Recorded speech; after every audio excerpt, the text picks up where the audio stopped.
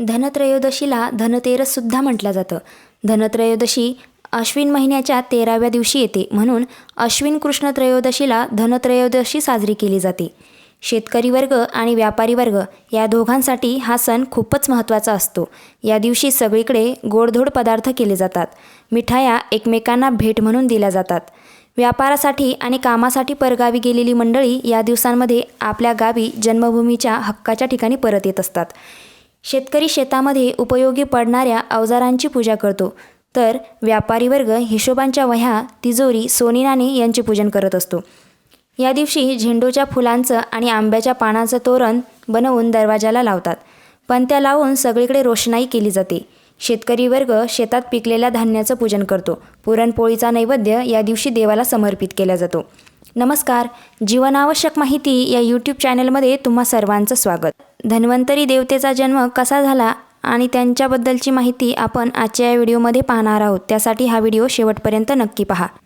धनत्रयोदशीच्या दिवशी यमदीपदान बऱ्याच ठिकाणी केलं जातं. यमदीपदानाचा थोडक्यात विधी पाहूया. या दिवशी सायंकाळी घराबाहेर दिवा लावला जातो. दिव्याच्या वातीचे तोंड हे दक्षिणेला केले जाते.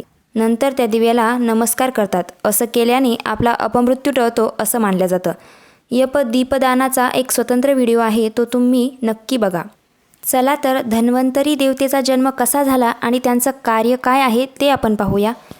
महर्षी दुर्वासा यांच्या शापातून मुक्त होण्यासाठी असुर आणि देवता यांनी समुद्र मंथन केलं. त्या समुद्र मंथनातून देवी लक्ष्मी प्रगट झाली. नंतर यातूनच धन्वंतरी देवता अमृतकुंभ घेऊन बाहेर आले. 4 हात असलेले भगवान धन्वंतरीच्या एका हातात अमृत कलश, तर दुसऱ्या हातात जळू आणि तिसऱ्या हातात शंख आणि चौथ्या हातामध्ये चक्र घेऊन जन्माला आले. या 4ही हातात घेऊन आलेल्या 4ही गोष्टींचा उपयोग करून व्याधींना, रोगांना बरे करण्याचे काम भगवान धन्वंतरी करतात. म्हणून धन्वंतरी देवतेची देखील पूजा याच दिवशी केली जाते. या दिवसाला धन्वंतरी जयंती देखील म्हणतात. आयुर्वेदाच्या दृष्टीने हा दिवस धन्वंतरी जयंतीचा आहे.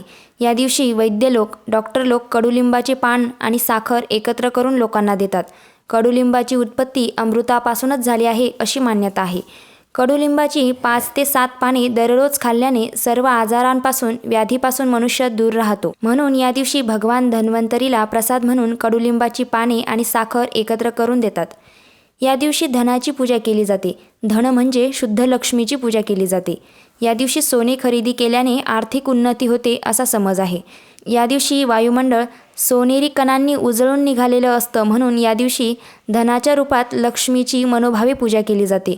वर्षभरामध्ये आपण जे काही धन कमवलंय त्या कमाईतून 10वा हिस्सा सत्कार्याला, सत्कर्माला, गरजूंना दान करा असं शास्त्रामध्ये सांगितलेलं आहे.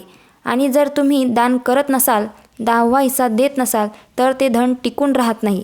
10वा हिस्सा दान केल्याने धनाची शुद्धी होते. पैशाला पैसा टिकून राहतो, अन्यथा राहत नाही असं शास्त्रामध्ये सांगितलेलं आहे. तर तुम्हाला हा व्हिडिओ कसा वाटला हे आम्हाला कमेंट्समध्ये नक्की सांगा. व्हिडिओ जर आवडला असेल तर व्हिडिओला लाईक करा, शेअर करा. आमच्या चॅनलला जर तुम्ही नवीन असाल तर चॅनलला सबस्क्राईब करा. बेल आयकॉन दाबायला विसरू नका, जेणेकरून आमचा प्रत्येक व्हिडिओ हा तुमच्यापर्यंत सर्वात आधी पोहोचेल. धन्यवाद.